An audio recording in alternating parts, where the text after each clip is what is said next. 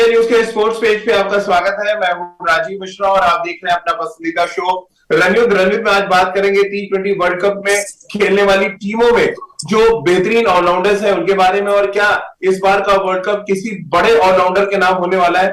क्योंकि पिछले कुछ महीनों में खासतौर से भारत के लिए हार्दिक पांड्या की बात कर लें, या जिस तरह से पाकिस्तान के लिए शादाब और नवाज ने प्रदर्शन किया उनकी हम बात करें, या अलग अलग टीमों में जो ऑलराउंडर्स हैं क्या एक बड़ा इंपॉर्टेंट रोल प्ले करेंगे इस बार T20 वर्ल्ड कप पे। आज इसी मुद्दे पे चर्चा करेंगे।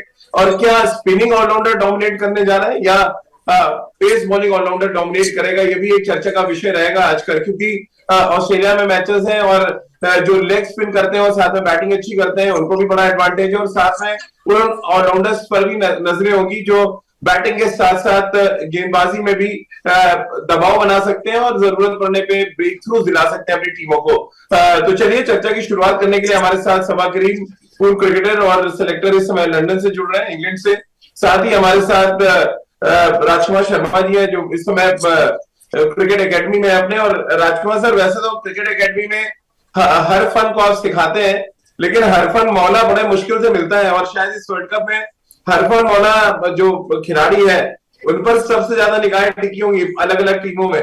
कैसे आप देख रहे हैं? हार्दिक पांड्या हो, शादाब हो, मार्कस स्टोइनिस की बात करें, ये कुछ ऐसे खिलाड़ी हैं जो अलग अलग टीमों में एक बड़ा रोल प्ले कर सकते हैं। बेन स्टोक्स एक और ऐसे ऑलराउंडर जो इस वर्ल्ड कप में शायद अपना इम्पैक्ट डालना चाहेंगे। बिल्कुल राजीव, ऑलराउंडर्स बहुत इंपॉर्टेंट रोल प्ले करते हैं T20 क्रिकेट में, क्योंकि हर टीम चाहती है कि उनके पास कुछ ऐसे प्लेयर्स हों जो ऐसे बल्लेबाज हों जो गेंदबाजी कर सकते हो थोड़ी, क्योंकि टोटल 4 ओवर ही डालने होते हैं, उसमें भी अगर कोई 2 ओवर डाल दे और साथ में अच्छी बैटिंग करता हो, या कोई बॉलर जो अच्छी बॉलिंग करता हो और साथ में थोड़ा सा बैटिंग स्लॉग कर दे जाके, अच्छी कैमियो कोई खेल दे जाके, तो इस तरह के प्लेयर्स की बहुत डिमांड होती है और T20 क्रिकेट में। और सभी टीमें चाहती हैं कि उनके पास एक दो मैच विनर ऑलराउंडर होने चाहिए। अनफॉर्चुनेटली इस बार अगर आप देखें तो राजीव, हर टीम के पास इस तरह के ऑलराउंडर्स हैं। आप सबसे ऊपर तो मैं बेन स्टोक्स को ही रखना चाहूंगा कि एक बेहतरीन ऑलराउंडर है, वो बल्ले से भी और गेंदबाजी में भी उनका कोई मुकाबला नहीं है। भारत लकी है कि भारत के पास हार्दिक पांड्या के रूप में एक बहुत शानदार ऑलराउंडर है। तो ऑलराउंडर बहुत इंपॉर्टेंट रोल प्ले करेंगे इस टूर्नामेंट में, और मैं आशा करता हूं कि जो हमारे ऑलराउंडर हैं हार्दिक पांड्या, वो एक शानदार फॉर्म में रहें और अच्छा प्रदर्शन करें और भारतीय टीम को जिताएं। सभा भाई, क्योंकि मामला T20 वर्ल्ड कप का है, ऑलराउंडर्स की बात कर रहे हैं, मैं आपको आईसीसी रैंकिंग बताऊं और आप थोड़ा हैरान होंगे कि टॉप 5 ऑलराउंडर्स में 4 स्पिनिंग ऑलराउंडर है। नंबर 1 पे मोहम्मद नबी है, नंबर 2 पे यहाँ पर शकीबुल हसन, नंबर 3 पे मोइन अली, नंबर 4 पे हसरंगा और 5 पे हार्दिक पांड्या। कैसे आप देखते हैं ये स्पिन बॉलिंग ऑलराउंडर्स क्यों डोमिनेट कर रहे हैं T20 फॉर्मेट में? क्योंकि सबके सब अटैकिंग स्पिनर्स हैं राजीव, ये सब विकेट लेके देते हैं आपको, और उसके ऊपर से अगर उनमें बल्लेबाजी का स्किल है तो बहुत बड़ा एडवांटेज हो जाता है टीमों के लिए। और उसी वजह से अगर आप देखेंगे तो हर एक टीम प्रेफर करती है विशेष करके ऐसे स्पिनर्स को अपने टीम में रखना जो बल्लेबाजी भी कर सकते हैं, चाहे हसरंगा हो, चाहे वो मोइन अली हो, चाहे इस तरह के अगर स्पिनिंग ऑलराउंडर आपके पास है तो उसका आपको एडवांटेज मिलता है, उससे टीम का बैलेंस बहुत अच्छा हो जाता है। इसीलिए आपने देखा होगा कि भारतीय टीम की भी कोशिश यही रही है कम से कम उनके पास 2 स्पिनर में से एक ऐसे स्पिनर होना चाहिए जो बैटिंग भी कर सके, और इसी वजह से या तो जडेजा या फिर अक्षर पटेल को प्रेफरेंस दिया जाता है। और आप मुश्किल से एक जेन्युइन स्पिनर को अपने टीम में रख सकते हैं जो कि चहल के रूप में है। तो इसी वजह से स्पिनिंग ऑलराउंडर का दबदबा ज्यादा है, और हर एक टीम को लगता है कि अगर आपके पास एक अच्छा स्पिनिंग ऑलराउंडर हो तो आपके लिए रन भी दे सकता है, बना सकता है, उसके ऊपर से मैच विनिंग परफॉर्मेंसेस या तो फिर विकेट लेकर मैच जिता सकता है। उसमें एक और नाम मुझे याद आ रहा है, अक्षर पटेल का नाम उन्होंने दिया है, शादाब खान है, और मोहम्मद नवाज जो पाकिस्तान के हैं वो भी इमर्जिंग एक ऑलराउंडर हो रहे हैं। उस तरह से कई सारी टीमों में इस प्रकार के ऑलराउंडर्स, स्पिनिंग ऑलराउंडर्स हैं जो अच्छी बल्लेबाजी भी कर सकते हैं। बिल्कुल सभा भाई, थोड़े आप हैरान हो गए कि बेन स्टोक्स को राजकुमार से नंबर 1 ऑलराउंडर रेट कर रहे हैं। आप भी उनको बहुत हाईली रेट करते हैं, बट टॉप 20 ऑलराउंडर्स में T20 में बेन स्टोक्स का नाम नहीं है। T20 में अभी नहीं है राजीव। T20 में उनका जो ऑलराउंड प्रदर्शन रहा है ज्यादातर टेस्ट मैचेस में और वनडे क्रिकेट में रहा है। T20 में एक ऑलराउंडर के रूप में अभी भी प्रूव करना बाकी है। हो सकता है कि ये विश्व कप एक प्रकार का टर्न अराउंड हो बेन स्टोक्स के करियर में, T20 करियर में, क्योंकि उनको इस बार अगर आप देखेंगे बल्लेबाजी क्रम में भी उनको ऊपर भेजा जा रहा है। वो कम से कम 2 या 3 ओवर डाल रहे हैं, और जिस तरह का फॉर्म उन्होंने पिछले गुजरे हुए श्रृंखला में दिखाया है टेस्ट मैचेस में, ये दर्शा रहा है कि उनका विश्वास बहुत ज्यादा बढ़ गया है और एक बहुत बड़ा रोल वो अदा कर सकते हैं इंग्लैंड के लिए इस आने वाले विश्व कप में। और उस प्रकार के कई सारे ऑलराउंडर्स हैं राजीव। आपने बेन स्टोक्स का नाम लिया, हार्दिक पांड्या है इस समय। और अगर आप थोड़ा वेस्ट इंडीज की तरफ ध्यान देंगे तो वेस्ट इंडीज का डाउनफॉल भी इस वजह से हो रहा है कि उनके पास जो बेहतरीन ऑलराउंडर्स इस समय टीम में नहीं है। एरन पोलार्ड हो गए, आंद्रे रसल हो गए, ड्वेन ब्रावो हो गए, ये सारे खिलाड़ी इस समय वेस्ट इंडीज टीम में नहीं है, और इसी वजह से वो टीम बहुत हद तक स्ट्रगल कर रही है। जी बिल्कुल। और राजकुमार सर, टॉप 20 ऑलराउंडर्स में 20वें नंबर पर मार्कस स्टोइनिस है जो ऑस्ट्रेलिया के ऑलराउंडर है। और जो सीमिंग ऑलराउंडर्स की बात करें तो बहुत कम ऑलराउंडर्स नजर आ रहे हैं। एड्रियन मैकरम की बात करें 12वें नंबर पर है, वो भी ऑस्ट्रेलियन गेंदबाजी करते हैं। और मैं ये रैंकिंग इसलिए बता रहा हूँ कि ये स्पिनिंग ऑलराउंडर्स जो है अभी तक T20 में डोमिनेट करते हैं। सीमिंग ऑलराउंडर कोई बहुत ज्यादा डोमिनेट नहीं कर पाया। क्या इस वर्ल्ड कप में Hardik Pandya, Ben Stokes, Marcus Stoinis जैसे खिलाड़ी बड़े मैच विनर बनेंगे बिकॉज ऑफ ऑस्ट्रेलिया की पिच एंड कंडीशंस? डेफिनेटली आपने बिल्कुल ठीक पॉइंट पकड़ा है राजीव। मैं यही कहने वाला था कि अभी तक जो ज्यादातर क्रिकेट हुई थी सब कॉन्टिनेंट में या दुबई में, काफी मैचेस खेले गए सभी कंट्रीज के। तो अब जब ऑस्ट्रेलिया में इन कंडीशंस में खेलेंगे तो जहां पर फास्ट बॉलिंग को थोड़ा सीम बॉलिंग को मदद मिलती है, तो वहां पर डेफिनेटली मुझे लगता है कि जो फास्ट बॉलिंग ऑलराउंडर्स हैं वो थोड़ा डोमिनेट करेंगे इंस्टेड ऑफ स्पिनर्स, क्योंकि वहां के विकेट्स हेल्पफुल हैं, ग्राउंड्स भी बड़े हैं, और मुझे एक बेहतर चांस लग रहा है कि स्पिनर्स के मुकाबले फास्ट बॉलिंग ऑलराउंडर्स ज्यादा वहां पर डोमिनेट करने वाले हैं और हेल्प करने वाले हैं अपनी टीमों को। क्या समा भाई, क्योंकि इंग्लैंड को हमने एक सर्वे किया था, सबसे ज्यादा जो नंबर्स हैं उनको मिले थे। अब उसके पीछे अगर मैं रीजन देख रहा हूं तो क्या ऑलराउंडर्स की बहुत बड़ी तादाद होना इंग्लैंड को बहुत ताकतवर बना रही T20 फॉर्मेट में। मोइन अली, सैम करन, फिर बेन स्टोक्स, लिविंगस्टोन, ये 4 ऐसे खिलाड़ी हैं जो बॉलिंग बैटिंग दोनों में बहुत ही गजब का कंट्रीब्यूशन दे सकते हैं। क्या ये एक बड़ा रीजन है कि पूल ऑफ ऑलराउंडर्स का बड़ा होना इंग्लैंड को बाकी टीमों से अलग खड़ा कर रहा है? देखिए राजी, इस सवाल पे मैं कुछ देर के बाद लौटूंगा।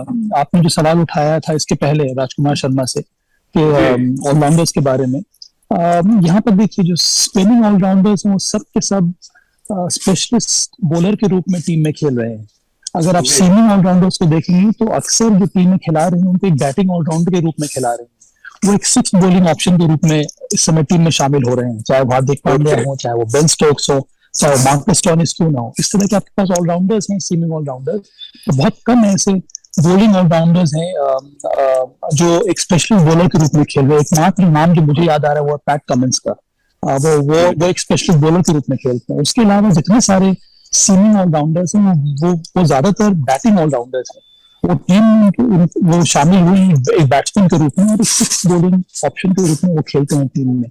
तो ये बहुत बड़ा अंतर है स्पिन ऑलराउंडर में और एक पेस बॉलिंग ऑलराउंडर में।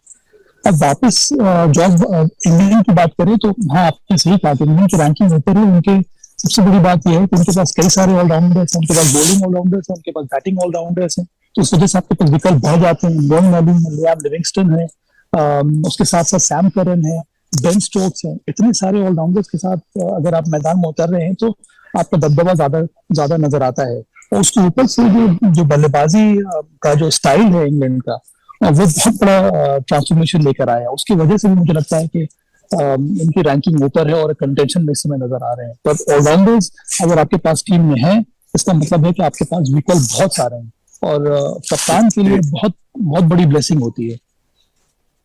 बिल्कुल, और शायद इसीलिए इंग्लैंड को बहुत ज्यादा नंबर्स मिले थे जब हमने सर्वे किया था। राजकुमार सर, वापस इंडिया पाकिस्तान मैच पे आ जाए थोड़ा सा और वहां पे ऑलराउंडर्स की बात करें। क्या भारत को बड़ा एडवांटेज हार्दिक पांड्या दे रहे हैं बिकॉज ऑफ 6 बॉलिंग ऑप्शन में वो सीम गेंदबाजी करते हैं? पाकिस्तान के साथ दिक्कत ये है, उनका जो 6 बॉलिंग ऑप्शन होगा शादाब या नवाज में से वो दोनों स्पिनर है।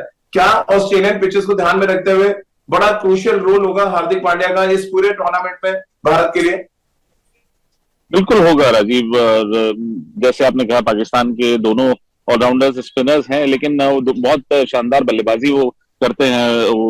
जो उनकी हिटिंग मैंने देखा है कि दे आर बिग हिटर्स और काफी यूजफुल हो सकते हैं वो। और जहां तक हार्दिक पांड्या की बात है राजीव, बहुत इंपॉर्टेंट रोल है उनका, क्योंकि आप देखें उनको बैटिंग में भी वो प्रमोट किया जा रहा है, ऊपर 5 नंबर या 6 नंबर पर वो मैक्सिमम बल्लेबाजी करेंगे, तो एक बहुत क्रूशल रोल वो प्ले करेंगे, और साथ साथ छठे बॉलर का रोल उन्हें निभाना है।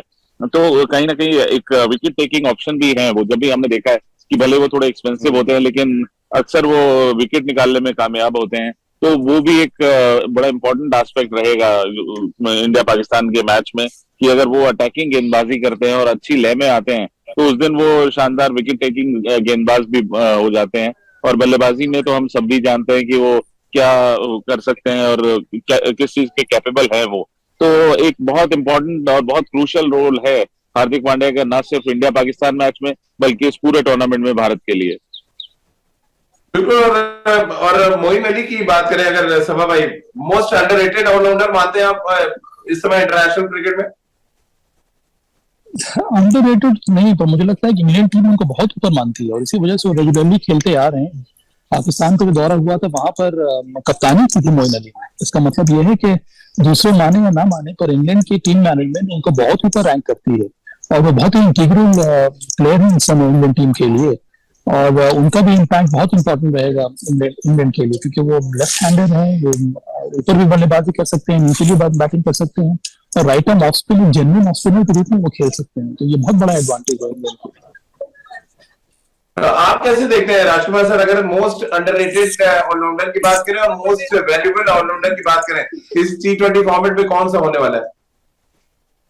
देखिए, मोस्ट वैल्यूएबल तो मुझे लगता है कि हमारे हार्दिक पांड्या ही होंगे राजीव, क्योंकि मुझे बहुत आशाएं हैं उनसे। और मैं तो उनको इतना हाई रेट करता था कि जब वो गेंदबाजी नहीं कर रहे थे तब भी मैं उनको सपोर्ट करता था कि वो एज ए बैट्समैन भी खेल सकते हैं एटलीस्ट इस फॉर्मेट में। तो ये कहना काफी मुश्किल है कि मोस्ट अंडररेटेड कौन है। मोस्ट अंडररेटेड आप कह सकते हैं पैट कमिंस को, कि उनको आप रेट ही नहीं करते, जबकि वो एक शानदार बल्लेबाजी करते हैं। मतलब गेंदबाज तो वो है ही वर्ल्ड क्लास, उसमें कोई डाउट ही नहीं है, लेकिन वो बहुत यूजफुल बैटिंग भी करते हैं। तो पैट कमिंस बहुत अंडररेटेड हैं कि उनको ऑलराउंडर बहुत ज्यादा लोग कंसिडर नहीं करते हैं, लेकिन कैपेबिलिटी उनकी बहुत शानदार है। तो मेरा मानना है कि हार्दिक पांड्या और बेन स्टोक्स को मैं सबसे ऊपर रखूंगा ऑलराउंडर की कैटेगरी में इस पूरे वर्ल्ड कप में। सहमत है आप राजकुमार सर से सभा भाई? हार्दिक और बेन स्टोक्स पे दांव लगाया है? कब ऐसा हुआ है कि मैं राजकुमार शर्मा जी से सहमत नहीं हूँ? On the field, off the field, हर एक हरकत जो उनकी रहती है ग्राउंड के बाहर, उससे मैं सहमत हूँ। ग्राउंड के हम अंदर एक दूसरे को बहुत सपोर्ट उससे करते हैं, क्योंकि हम दोनों एक सी बातें करते हैं, एक से हरकत करते हैं। पर राजकुमार ने सही कहा कि हमारे तरफ मुझे लगता है कि ये दो प्लेयर्स का इम्पैक्ट बहुत ज्यादा रहेगा। भारत को अगर आगे जाना है, विश्व कप जीतना है, तो उसमें हार्दिक पांड्या का रोल बहुत ज्यादा इंपॉर्टेंट है। दो खिलाड़ी भारत के लिए बहुत ज्यादा अहम रहेंगे, सूर्य कुमार यादव और हार्दिक पांड्या, क्योंकि ये दोनों के दोनों मध्य क्रम की एक तरह से लीड की हड्डी है इस समय। तो ये दोनों बहुत इम्पैक्टफुल प्लेयर हैं। बेन स्टोक्स, इंग्लैंड बहुत ज्यादा उम्मीद कर रहा है उनसे, एक्सपेक्टेशन बहुत ज्यादा है, और अगर बेन स्टोक्स का बल्ला चला, उनकी गेंदबाजी सही हुई, तो मुझे लगता है कि ये बहुत ज्यादा वैल्यूएबल एसेट हो सकते हैं इंग्लैंड के लिए। तो हाँ, ये दोनों खिलाड़ी जो ऑलराउंडर्स हैं, इनका रोल बहुत इंपॉर्टेंट रहेगा अपने अपने टीमों के लिए। बिल्कुल। और राजकुमार सर, एक स्टेटमेंट रिकी पॉन्टिंग ने दिया कुछ दिन पहले। उनका कहना है T20 वर्ल्ड कप में Hardik Pandya is the best allrounder. ये एक बहुत बड़ा टैग लेके हार्दिक पांड्या जा रहे हैं इस वर्ल्ड कप। नहीं, इम्पोर्टेंट है, और ये प्रेशर भी देता है। कई बार आपको एडवांटेज देता है, कई बार it puts you in pressure also Rajiv, क्योंकि आप से बहुत ज्यादा एक्सपेक्टेशंस होती हैं कि आपको इतना करना है। जैसे हमने अक्सर देखा है IPL में, अगर आप किसी बहुत बड़े अमाउंट से खरीदे जाते हैं तो आपसे बहुत ज्यादा एक्सपेक्टेशन होती है। तो उसी तरह जब आपको ऐसा रेट किया जाता है कि आप नंबर 1 ऑलराउंडर हैं वर्ल्ड के, and you have to perform at any cost, तो वो एक एडेड प्रेशर होता है। कुछ प्लेयर्स उसको लाइक करते हैं, तो जो मजा आता है जिन लोगों को ये प्रेशर लेके बताने का कि हाँ हम बेस्ट हैं। तो मुझे लगता है कि हार्दिक पांड्या बहुत केयरफ्री सॉर्ट ऑफ प्लेयर हैं, और वो एंजॉय करेंगे ऐसा टैग लेकर जाना इस ऐसे टूर्नामेंट में। सभा भाई, आखिरी सवाल, आपने बहुत पहले एक बड़ा स्टेटमेंट दिया था, तमाम सोशल मीडिया और न्यूज़पेपर में भी वो छपा था कि ये वर्ल्ड कप तय करेगा कि हार्दिक पांड्या कितने बड़े ऑलराउंडर के तौर पर अपने आप को स्थापित कर पाते हैं। क्या अभी भी आपको लग रहा है, या बेन स्टोक्स या मार्कस स्टोइनिस, हसरंगा, मोइन अली, शाकिब अल हसन की बीच में कहीं हार्दिक फंसते हुए नजर आ रही है? आपको लग रहा है कि इंडिया को अगर वर्ल्ड कप जीतना है तो हार्दिक को हीरोपंती दिखानी ही पड़ेगी इस वर्ल्ड कप में? हाँ राजीव, मुझे पूरा विश्वास है कि वो दिखाएंगे, क्योंकि ये जो फॉर्म उन्होंने दिखाया है, फॉर्म से ज्यादा जो मेच्योरिटी दिखाई है, उससे उसकी वजह से भरोसा बढ़ गया है, उसकी वजह से विश्वास बढ़ गया है। ये देखिए, ऐसी बात नहीं है कि हार्दिक पांड्या ने पहले रन नहीं बनाया होगा या फिर अच्छा प्रदर्शन नहीं दिया होगा। पिछले एक साल से जो परिपक्वता उनकी बल्लेबाजी में नजर आती है, उनकी गेंदबाजी में नजर आती है, उनके लीडरशिप स्किल में नजर आती है। मुझे लगता है वो एक कोर मेंबर हो गए हैं इस T20 टीम के इस समय। और चाहे वो कप्तान है, चाहे वो कोच है, वो हमेशा उनकी तरफ देख रहे हैं इंस्पिरेशन के लिए। और इसी वजह से मुझे लगता है कि इस प्रकार की रिस्पॉन्सिबिलिटी कई बार खिलाड़ियों को अपने हद से भी ऊपर परफॉर्म करने के लिए मजबूर कर देती है, या फिर वो ज्यादा इंकरेज हो जाते हैं करने के लिए। और मैं यही उम्मीद कर रहा हूँ हार्दिक पांड्या से। मुझे पूरा विश्वास है कि इसी तरह का प्रदर्शन हमें इस विश्व कप में देखने को मिलेगा। और जाने के पहले मैं एक आपको तस्वीर दिखाना चाहता हूँ। ये देखिए,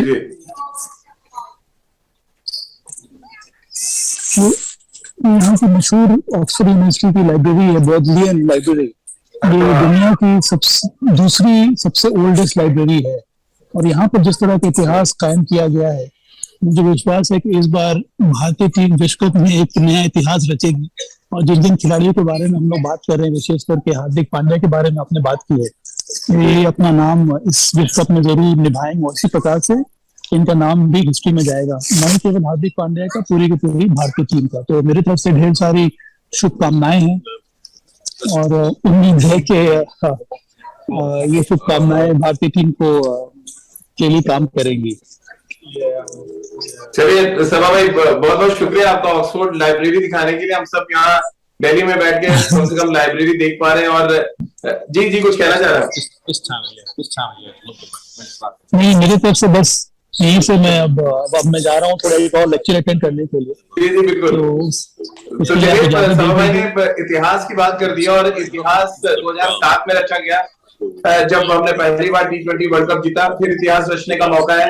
और जैसा कि सभा भाई ने कहा कि लाइब्रेरी वो जगह होती है जहाँ पे आप अपने इतिहास को पढ़ सकते हैं, इतिहास को संजो सकते हैं। और उस लाइब्रेरी में अब ये टीम अपना नाम लिखवा पाती है नहीं, इसके लिए थोड़ा इंतजार करना पड़ेगा। लेकिन एक बात होता है कि ऑलराउंडर्स का बड़ा रोल होने वाला है इस बार की T20 वर्ल्ड कप में। और जिस टीम का ऑलराउंडर ज्यादा बड़ा कंट्रीब्यूशन देगा, उस टीम का सफर बहुत आगे तक जाएगा साल 2022 के इस T20 वर्ल्ड कप में। बहुत बहुत शुक्रिया राजकुमार सर और सभा भाई आपका हमारे साथ जुड़ने के लिए। हमारे तमाम दर्शकों का भी बहुत बहुत शुक्रिया। तो आज की हमारी इस खास चर्चा में फिलहाल इतना ही।